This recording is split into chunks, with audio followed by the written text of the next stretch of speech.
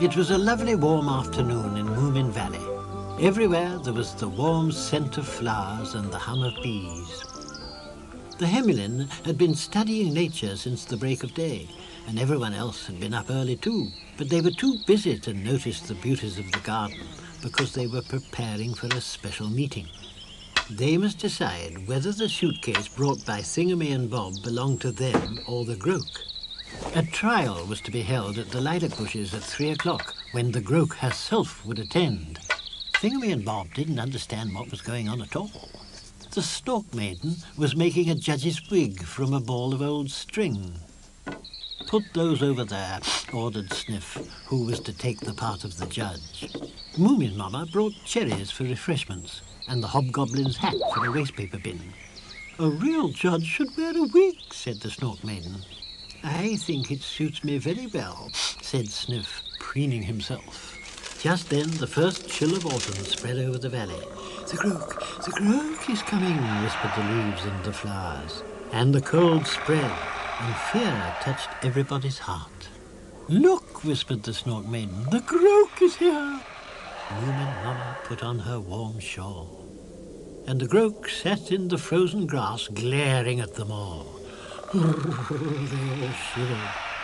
Mumin Troll's special butterfly fell frozen to the ground. "Oh, the poor thing," said the Stork Maiden. "Oh, poor thing, poor thing." Oh dear, poor thing. "The court will come to order," called Sniff officiously, "to decide whether the suitcase belongs to the Groke or Thingamy and Bob." Although everyone by now could understand the language of Thingamy and Bob, they still felt an interpreter would give a proper air of importance to the proceedings. Thingamy and Bob maintained the suitcase, that is to say, the suitcase, translated the Hemulin, belongs to... Order! Silence, everyone!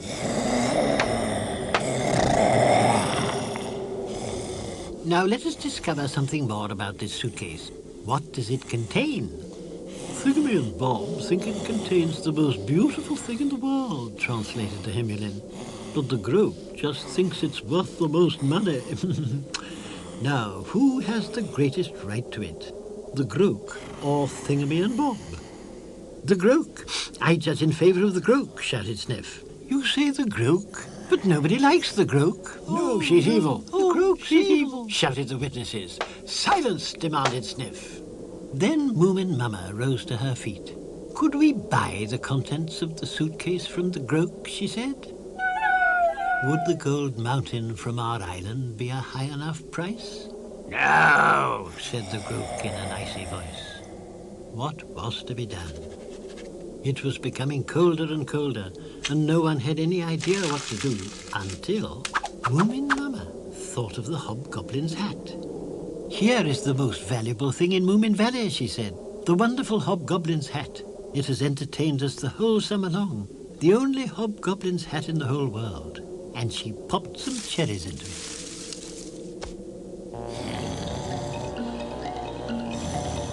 "I only hope the cherries don't turn into something nasty," whispered Snufkin. But they were in luck. When the Groke looked into the hat, a handful of red rubies lay there. You could see the Groke was thinking. They all held their breath, and Thingamy and Bob held onto the suitcase. Suddenly the Groke snatched the hat, and without a word slithered away like an icy shadow into the forest. As soon as she'd gone, everything in the garden warmed back into life. And Mumin Troll found his butterfly.